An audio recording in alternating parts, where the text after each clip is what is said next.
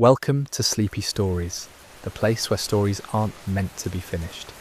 I'm Arthur, and tonight I'll be reading you a relaxing, sleepy story written by Pumby.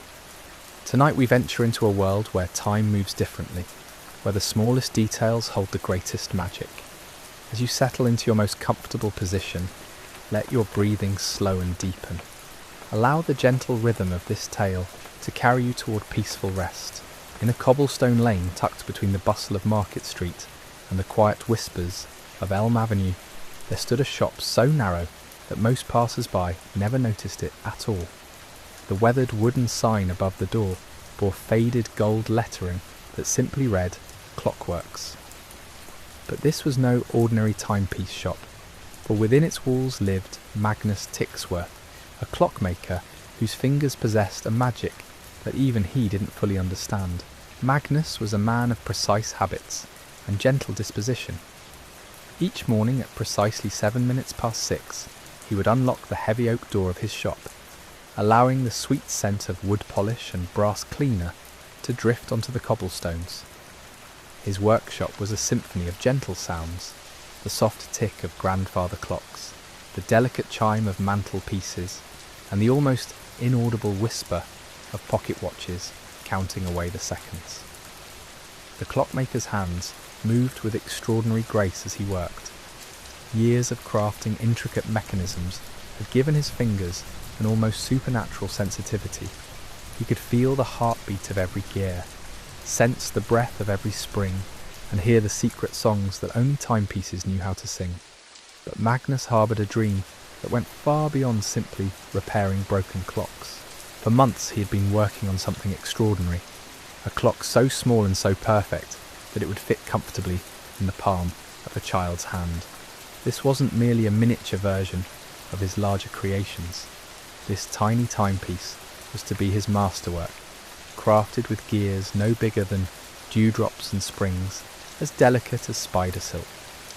Every evening after closing his shop, Magnus would clear a special corner of his workbench and begin his meticulous labour on this diminutive marvel. The case of the little clock was carved from a single piece of ancient applewood that had been seasoned for over a century. Magnus had shaped it with tools so fine they resembled surgical instruments, creating walls no thicker than butterfly wings, yet strong enough to protect the precious mechanism within.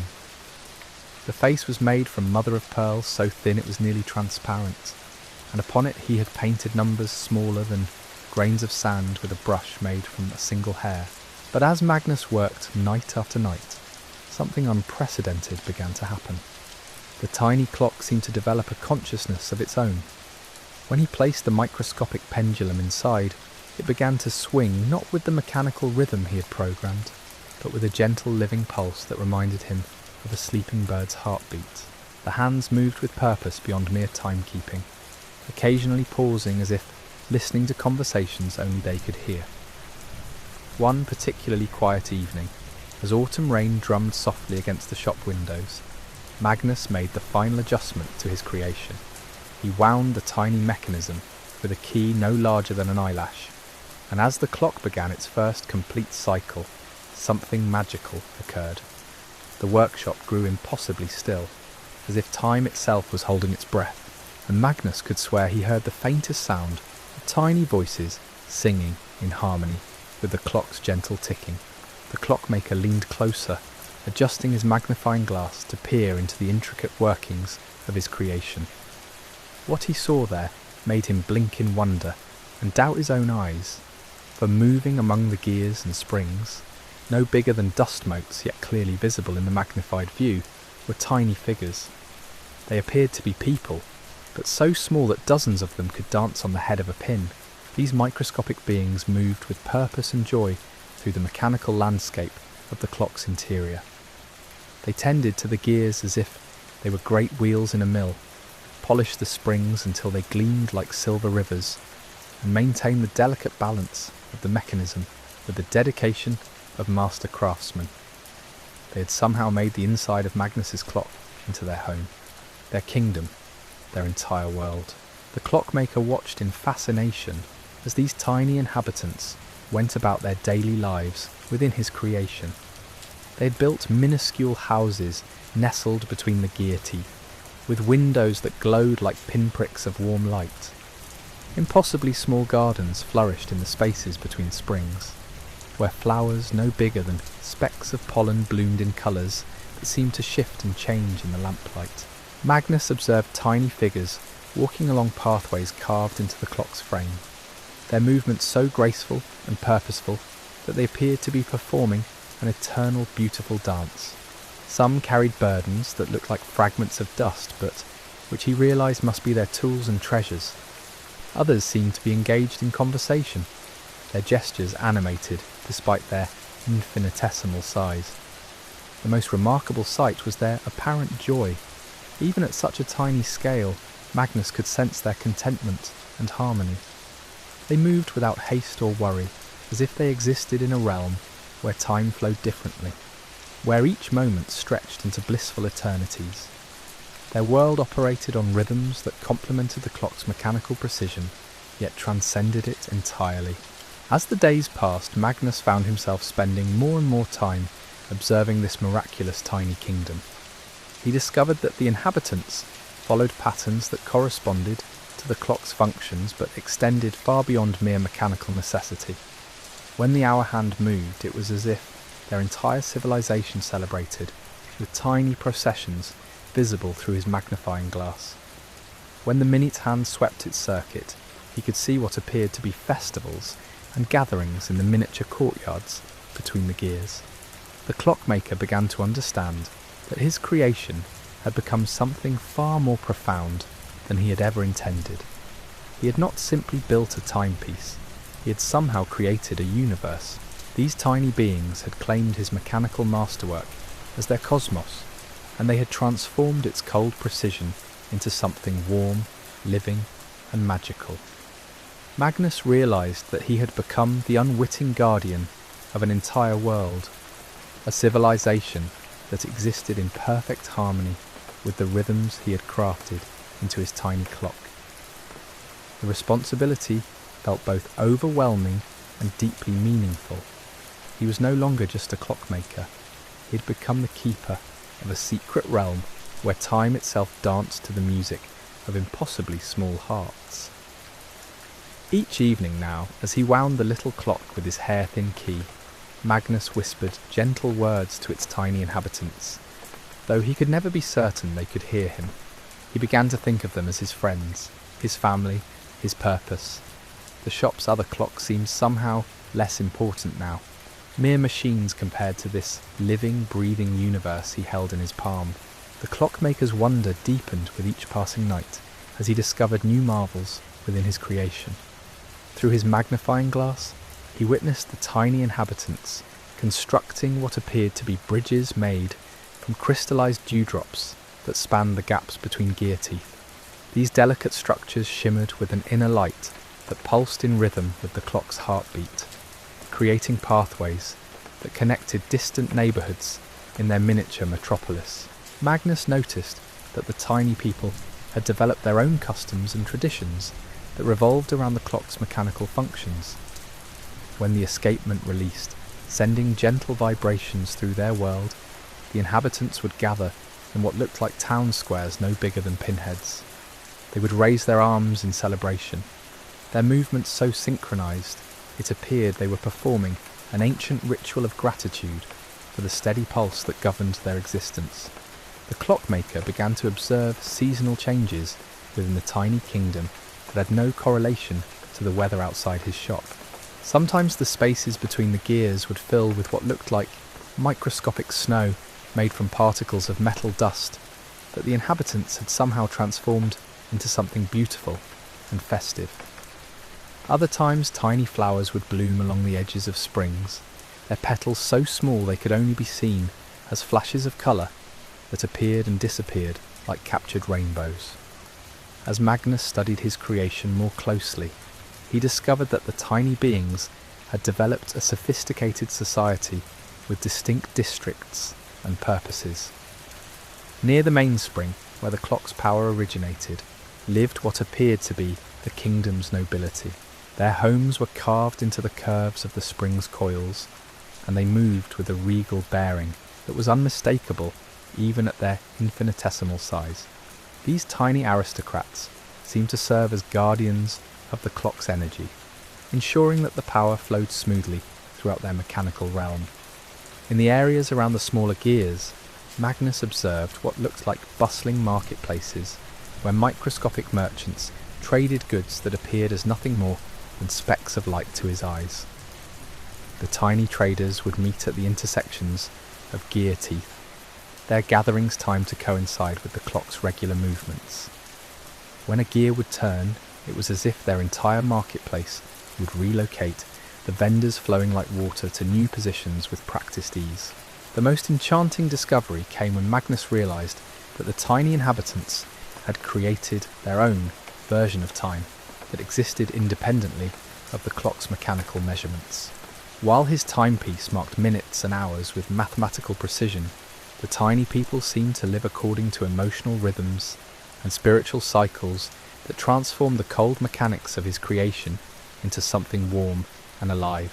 Magnus watched as groups of tiny figures would gather during what he came to think of as their twilight hours, when the clock's ticking seemed to grow softer and more contemplative. These gatherings appeared to be storytelling sessions, with one tiny being standing before others, who sat in circles so small they resembled arrangements of dust motes. The storyteller's gestures were animated and expressive, and Magnus imagined they were sharing tales of their kingdom's history, perhaps legends about the great Clockmaker who had unknowingly given them their world. The Clockmaker began to notice that his tiny friends possessed an awareness of his presence. When he leaned in close with his magnifying glass, some of the inhabitants would pause in their activities and appear to look upward, as if they could sense his enormous eye watching over them.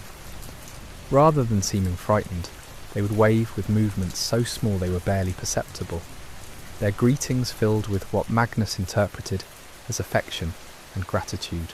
This connection between the Clockmaker and his tiny subjects grew stronger with each passing day.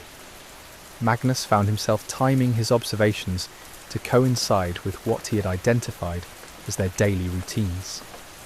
He would watch their morning processions as they emerged from their microscopic dwellings to tend to the clock's mechanisms. He would observe their midday celebrations when the clock chimed the hours, and he would witness their evening rituals as they prepared their tiny kingdom for the peaceful hours of night. The Clockmaker's own life began to revolve around these observations. His other work, the repair of conventional timepieces, became routine tasks performed while his mind was focused on the magical world contained within his masterwork. Customers would bring him broken clocks and watches, and Magnus would fix them with practiced efficiency, but his heart remained with the tiny kingdom that had transformed his workshop into something approaching a sanctuary. Magnus discovered that the inhabitants had created their own calendar system based on the clock's various cycles. They celebrated when the minute hand completed its journey around the face, marking these occasions with tiny festivals that involved what appeared to be dancing and the sharing of microscopic feasts. The hour hand's movement triggered larger celebrations that seemed to involve the entire population of the tiny kingdom, with processions that wound through all the districts of their mechanical world. The Clockmaker began to understand that his creation had achieved something he had never thought possible. The tiny clock was not merely keeping time, it was creating time, giving birth to moments that existed nowhere else in the universe. Each tick was not just a measurement but a heartbeat, each tock not just a sound but a breath taken by an entire civilization that had found a way to transform mechanical precision into living poetry. As winter deepened outside his shop, Magnus noticed that the tiny kingdom seemed to grow more luminous, as if the inhabitants had learned to generate their own warmth and light from the very mechanisms that surrounded them. Their world glowed with a gentle radiance that made the clock's interior appear like a constellation captured in brass and steel, a universe where stars were microscopic beings living in perfect harmony with the rhythms of time itself. Magnus found himself drawn into an even deeper understanding of the tiny kingdom's mysteries as he observed their response to the changing seasons beyond his workshop walls. Though the inhabitants lived within the sealed world of the clock, they seemed to possess an intuitive connection to the natural rhythms of the larger world. When snow began to fall outside, coating the cobblestones of the narrow lane in pristine white, the tiny beings would gather in what appeared to be contemplative circles, their movements slower and more meditative, as if they too were settling into winter's peaceful embrace. The clockmaker noticed that during these winter gatherings, the tiny inhabitants would create what looked like elaborate patterns within their mechanical landscape. Using particles of metal dust and microscopic fragments of polished brass, they would arrange intricate designs that resembled snowflakes, mandalas, and sacred geometries. These patterns would appear overnight, as if the tiny people worked in shifts while Magnus slept, transforming sections of their kingdom into galleries of impossible art. Through his magnifying glass, Magnus observed tiny figures engaged in what appeared to be ice skating on the polished surfaces of the larger gears. Their movements were so graceful and synchronized that they seemed to be performing elaborate ballets, their microscopic forms gliding across the metal surfaces with the fluidity of dancers who had spent lifetimes perfecting their craft. The sight filled the clockmaker with such wonder that he would sometimes forget to breathe, afraid that even the slightest disturbance might interrupt these magical performances. The tiny kingdom had developed its own system of illumination that grew more remarkable as the winter nights lengthened. The inhabitants appeared to have discovered a way to capture and concentrate the light that filtered through the clock's crystal face, creating tiny beacons that served as street lamps for their microscopic thoroughfares. These lights would pulse gently, in rhythm with the clock's mechanism, turning their entire world into a constellation of twinkling stars that existed in the palm of Magnus's hand. As Magnus continued his nightly observations, he began to notice that the tiny beings had established what appeared to be libraries within their kingdom. In the spaces between the smaller gears, he could see structures that resembled miniature buildings, filled with what looked like microscopic scrolls and books. Tiny figures would visit these libraries, appearing to read and study materials that were far too small for Magnus to comprehend. Yet their dedication to learning and knowledge was unmistakable, even at such an infinitesimal scale. The clockmaker discovered that the inhabitants had developed their own system of music that harmonized with the clock's natural rhythms. During certain times of day, he would notice groups of tiny figures gathered around what appeared to be microscopic instruments. While Magnus couldn't hear their melodies directly, he could sense the vibrations they created, subtle harmonics that seemed to enhance the clock's own musical qualities. The tick and tock of the mechanism would become richer, more complex, as if the tiny musicians were conducting a symphony that used the clock itself as their concert hall. Magnus began to understand that the tiny kingdom operated on principles of beauty and harmony that transcended mere survival. The inhabitants didn't simply exist within the clock, they had transformed it into a work of living art. Every aspect of their civilization seemed designed to create beauty, whether through their architectural achievements, their artistic endeavours, or their daily rituals that turned the mechanical necessity of maintaining the clock into ceremonies of grace and reverence. Yes, the clockmaker noticed that the tiny beings had developed unique methods of communication that involved the manipulation of light and shadow within their mechanical world.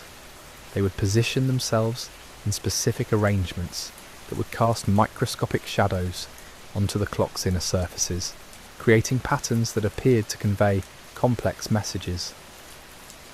These shadow conversations would ripple through their kingdom like waves, carrying information from one district to another with remarkable efficiency. During the deepest part of winter, Magnus observed what appeared to be the tiny kingdom's most sacred ceremony. As the clock struck midnight, marking the transition from one day to the next, every inhabitant would emerge from their dwellings and gather in the central area around the escapement mechanism. They would stand in perfect silence, their tiny forms creating geometric patterns that seemed to pulse with the clock's heartbeat. This midnight ritual appeared to be a moment of profound connection between the tiny beings and their mechanical universe. Magnus watched as they would raise their arms in unison, their movements creating waves of motion that flowed through their entire civilization. The ceremony would last for exactly 1 full minute, and when it concluded, the inhabitants would return to their homes with what appeared to be renewed purpose and energy. The Clockmaker began to realize that he was witnessing the evolution of a completely unique form of consciousness, one that had learned to find meaning and beauty within the confines of mechanical precision. The tiny beings had created a society that celebrated both order and creativity, structure and freedom, turning the rigid mathematics of clockwork into a foundation for limitless imagination and spiritual growth. Magnus discovered that the inhabitants had developed seasonal celebrations that corresponded not to the weather outside, but to subtle changes in the clock's own rhythms and harmonics. During what he came to think of as their spring season, the tiny beings would engage in elaborate construction projects, building new structures and expanding their infrastructure with materials so small they defied comprehension. Their summer season was marked by festivals and artistic displays that filled their kingdom with microscopic pageantry and celebration. The autumn season in the tiny kingdom was a time of harvest, though what they harvested remained a mystery to Magnus. He could see tiny figures gathering what appeared to be particles of light and fragments of sound, storing these intangible treasures in microscopic granaries that seemed to glow with accumulated energy. This harvest would sustain them through their winter season, when their activities became more contemplative and their focus turned inward toward meditation and reflection. Magnus began to understand that his role as the keeper of this tiny universe extended beyond simple observation. The inhabitants seemed to draw strength and inspiration from his presence, their activities becoming more vibrant and creative when they sensed his attention. The Clockmaker realized that he had become not just a guardian, but a participant in their civilization, his consciousness intertwining with theirs in ways that transcended the vast difference in their scales of existence. The tiny kingdom had taught Magnus that magic existed not in the grand gestures of legendary wizards, but in the infinite capacity of consciousness to find meaning, beauty, and connection within any environment, no matter how small or constrained. The inhabitants of his clock had transformed mechanical limitation into spiritual freedom, proving that the size of one's world mattered far less than the depth of one's imagination and the strength of one's commitment to creating beauty and harmony. As winter deepened and the nights grew longer, Magnus found himself spending entire evenings in communion with his tiny friends, watching their ceremonies and celebrations, learning from their example how to find wonder in the smallest details of existence. The clock had become more than a timepiece. It had become a teacher, showing him that every moment contained infinite possibilities for magic, connection, and transcendence. The Clockmaker's own sense of time began to change as he immersed himself deeper into the rhythms of the tiny kingdom. Hours would pass like minutes as he watched their intricate dances and elaborate rituals. He learned to synchronize his breathing with the clock's gentle pulse, finding that this harmony allowed him to perceive even more subtle details of the tiny civilization's activities and achievements. Magnus realized that the tiny beings had somehow achieved what philosophers and sages had sought for centuries. They had learned to live completely in the present moment while simultaneously existing in perfect harmony with the eternal rhythms of time itself. Their entire civilization was a meditation on the nature of existence, a living demonstration that consciousness could transform any environment into a paradise of meaning and beauty. And beauty, the tiny inhabitants had developed what Magnus came to recognize as their own form of philosophy. expressed through the graceful choreography of their daily existence.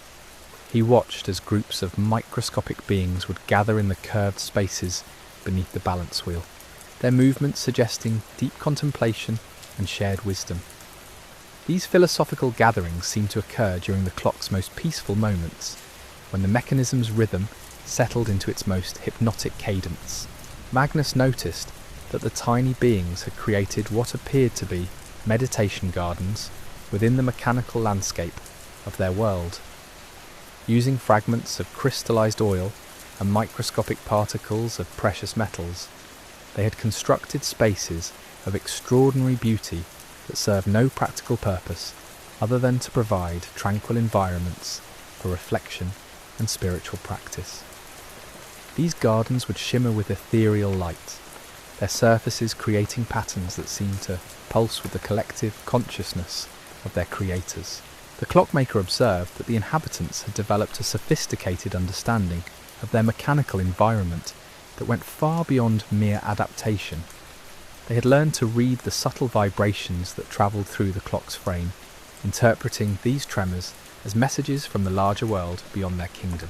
When Magnus would adjust other timepieces in his workshop, the tiny beings would respond to the resulting harmonics, with ceremonies that seemed to celebrate their connection to the greater symphony of mechanical time.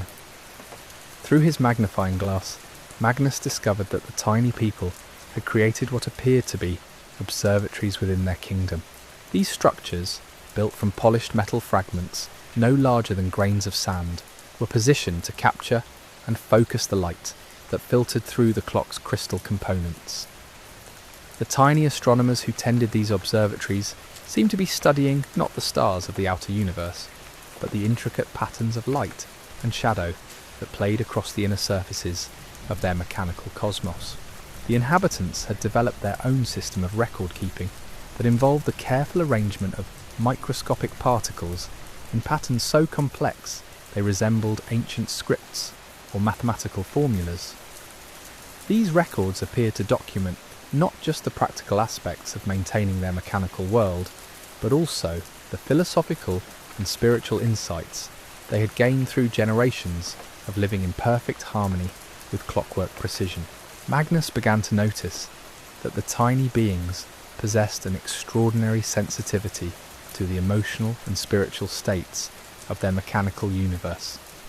When the clock was running at its optimal performance, their activities would become more joyful and celebratory. When minor adjustments were needed, they would work together with remarkable coordination to fine-tune their environment, their efforts somehow translating into improved mechanical function that Magnus could measure with his instruments.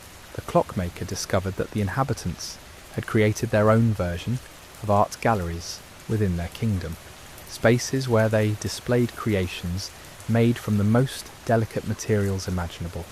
So these artworks, visible only through the most powerful magnification, seemed to capture the essence of their civilization's values and aspirations. The pieces would change and evolve over time, suggesting that the tiny artists were constantly refining their vision and expanding their creative horizons. During the quiet hours of early morning, when the workshop was filled with the gentle symphony of ticking timepieces, Magnus would observe what appeared to be teaching sessions within the tiny kingdom. Elder inhabitants would gather groups of smaller figures, their gestures suggesting the transmission of knowledge and wisdom from one generation to the next. These educational gatherings seemed to focus not just on the practical skills needed to maintain their mechanical world, but also on the deeper mysteries of existence and consciousness. The tiny beings had developed what Magnus recognized as their own form of music therapy, using the natural acoustics of their mechanical environment to create healing vibrations that would restore harmony when any aspect of their civilization fell out of balance. The Clockmaker could sense these therapeutic sessions through subtle changes in the clock's overall resonance, as if the tiny musicians were tuning not just their instruments, but their entire universe. Magnus observed that the inhabitants had created sacred spaces within their kingdom that were reserved for their most profound spiritual practices. These sanctuaries, built within the most stable and protected areas of the clock's mechanism, seemed to serve as centres of consciousness that radiated peace and wisdom throughout their entire civilization. The tiny beings who served as guardians of these sacred spaces moved with a reverence and grace that was unmistakable even at their infinitesimal scale. The Clockmaker began to understand that the tiny kingdom had achieved a form of technological spirituality that seamlessly blended mechanical precision with transcendent consciousness. Their entire civilization had become a living prayer, a continuous meditation on the nature of time, existence, and the infinite possibilities that could emerge from the marriage of structure and imagination. As the winter nights deepened, Magnus noticed that the tiny inhabitants had developed seasonal rituals that seemed designed to maintain their connection to the cycles of the larger world beyond their mechanical universe. During the darkest hours, they would create intricate light displays that transformed their kingdom into a constellation of hope and beauty. Their collective efforts generating an inner radiance that seemed to warm the very metal of the clock's mechanism. The tiny beings had learned to transform every aspect of their mechanical environment into opportunities for growth, creativity, and spiritual development. The gears that could have been seen as constraints became dance floors for their celebrations. The springs that might have been viewed as barriers became foundations for their architectural achievements. The escapement that could have been perceived as a limitation became the heartbeat that synchronized their entire civilization in perfect harmony. Magnus discovered that the inhabitants had developed their own form of healing arts that involved the manipulation of the subtle energies that flowed through their mechanical world. Tiny healers would work with patients using techniques that seemed to involve the careful adjustment of their positioning relative to the clock's various energy centres, creating therapeutic effects that restored both physical and spiritual balance to their microscopic patients. The Clockmaker observed that the tiny people had created what appeared to be pilgrimage routes within their kingdom, sacred pathways that connected the most spiritually significant locations in their mechanical universe.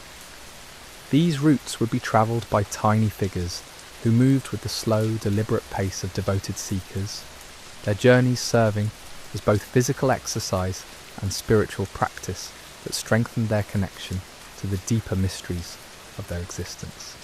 The inhabitants had developed sophisticated methods of conflict resolution that transformed any disagreements or tensions within their society into opportunities for deeper understanding and community growth. Magnus would occasionally observe what appeared to be mediation sessions, where tiny figures would gather in circles to address issues through processes that emphasized harmony, understanding, and the collective wisdom of their civilization. The tiny kingdom had achieved something that Magnus recognized as the perfect balance between individual expression and collective harmony. Each inhabitant seemed to possess unique gifts and talents that contributed to the overall beauty and functionality of their society, while simultaneously participating in group activities that celebrated their unity and shared purpose. This balance created a civilization that was both diverse and unified, creative and orderly, innovative and traditional. Magnus began to realize that his nightly observations of the tiny kingdom had transformed him as profoundly as the inhabitants had transformed his mechanical creation. Through watching their example of conscious living, he had learned to find magic in the smallest details of his own existence, to approach his work with greater reverence and creativity, and to understand that every moment contained infinite possibilities for wonder and transcendence. The Clockmaker's workshop had become a sanctuary where two scales of consciousness coexisted in perfect harmony. The tiny beings lived their entire lives within the space of his palm, while Magnus existed in the larger world of cobblestone lanes and customer interactions. Yet both scales of existence had been enriched and elevated through their mysterious connection, proving that consciousness could bridge any gap in size, time, or understanding when approached with openness, patience, and love. As the winter solstice approached, Magnus prepared to witness what he sensed would be the tiny kingdom's most sacred and transformative ceremony. The inhabitants had been preparing for weeks, their activities taking on an air of anticipation and reverence that suggested this celebration would reveal new depths of their civilization's wisdom and spiritual achievement.